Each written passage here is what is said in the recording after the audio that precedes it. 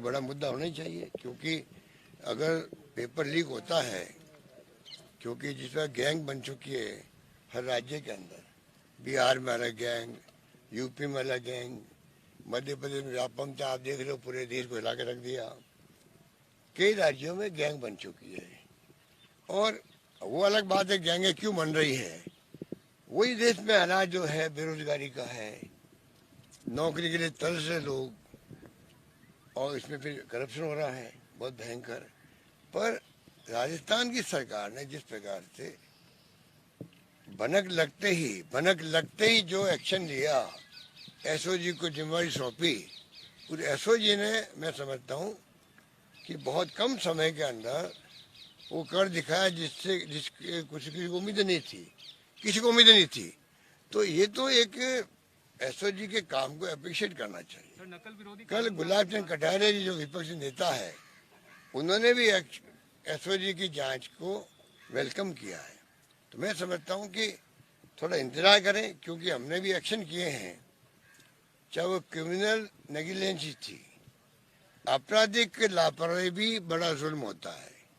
हमने केओ को बर्खास्त किया, सस्पेंड किया, धीरे धीरे जांच आगे बढ़ेगी, और जैसे ही जो कंफर्म होगा कि ये बिल्कुल ही इनके कारण ही सब कुछ हुआ है, कुछ लोगों के नाम आए भी हैं, पूछताछ भी हुई है, उनको बर्खास्त की कार्रवाई की जाएगी। तो सरकार की तरफ से हाईकोर्ट जज को लेके कमेटी बनाई गई है, भविष्य में ऐसी नौबत नहीं आए, ये हमारी सोच होनी चाहिए। वो हमने कर दिया, और अगली विधानसभा में बिल लेके आ रहे हैं जिससे कि उसमें ऐसे प्रावधान करें कि किसी की हिम्मत नहीं हो इस प्रकार की हरकतें करने की।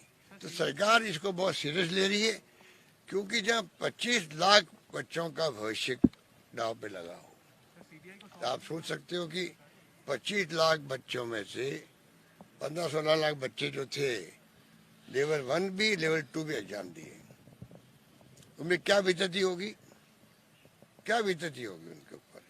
और अगर कुछ लोग ऐसे भी हैं राजनीति में जिनको कुछ समझ ही नहीं है राजनीति की, बड़े बड़े नेता बन गए बीजेपी के अंदर, वो ऐसे ऐसे स्टेटमेंट देते, मुझे तो हंसी आती है।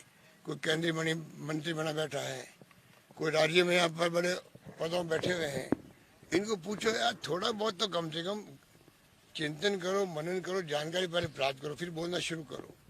बोले जा रहे हैं, कोई मतलब नहीं निकलता उनका, लोग कंफ्यूज होते हैं उल्टा, डिमोरलाइज होते हैं हमारे बच्चे। जो आज बेरोजगारी की समस्या सबसे बड़ी समस्या कोई है महंगाई की तरह, तो वो है बेरोजगारी समस्या, मेरा मानना है। उन बेरोजगारों को ये ऐसा हालात बनाना चाहते हैं जिससे कि आगे आपके जो है भर्तियां रुक जाए इसी बहाने, और भर्ती बहुत लंबे समय तक हो ही नहीं। पहले भी देख रहे हो आप लोग, 2 साल 3 साल 4 साल भर्तियां देरी से हो रही है राजस्थान के अंदर, आरपीएससी की भी। हमने आके उनको ठीक करने का प्रयास किया।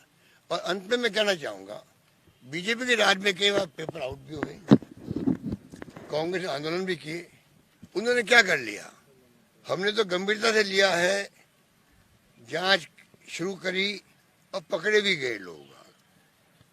तो आप सोच सकते हो कि कांग्रेस की सरकार पूरी तरह गंभीरता से इस केस को ले रही है। मैं अपील करना चाहूंगा, चाहे वो पक्ष हो चाहे विपक्ष हो चाहे कोई व्यक्ति हो, आलोचना करना उनका अधिकार है, परंतु ये लाखों बेरोजगारों के भविष्य का सवाल है। इसमें हम ऐसे कोई रास्ता सुझाव दें कि सरकार को ये काम और करना चाहिए जिससे कि भविष्य में ये नौबत नहीं आए, तो मुझे समझ में आता, मैं वेलकम करूंगा उनके सुझावों को।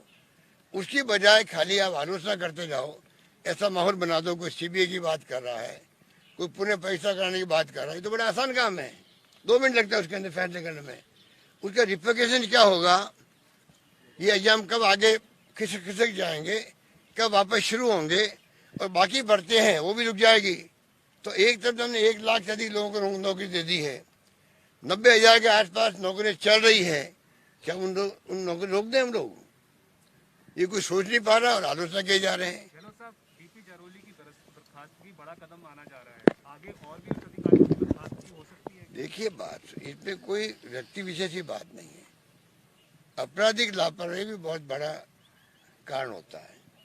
हमने ये प्रयास किया है कि जिसकी हर गलती कीमत मांगती, मैंने बहुत पहले कहा था, 20 साल पहले मैं पहली बार मुख्यमंत्री बना तो मैंने इस सेंटेंस को इंडिया टुडे ने कोट भी किया था।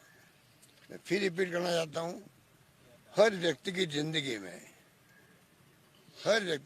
में हर गलती कीमत मांगती है, हर क्षेत्र में, और इसलिए जिसने गलती की उसको कीमत चुकानी पड़ेगी।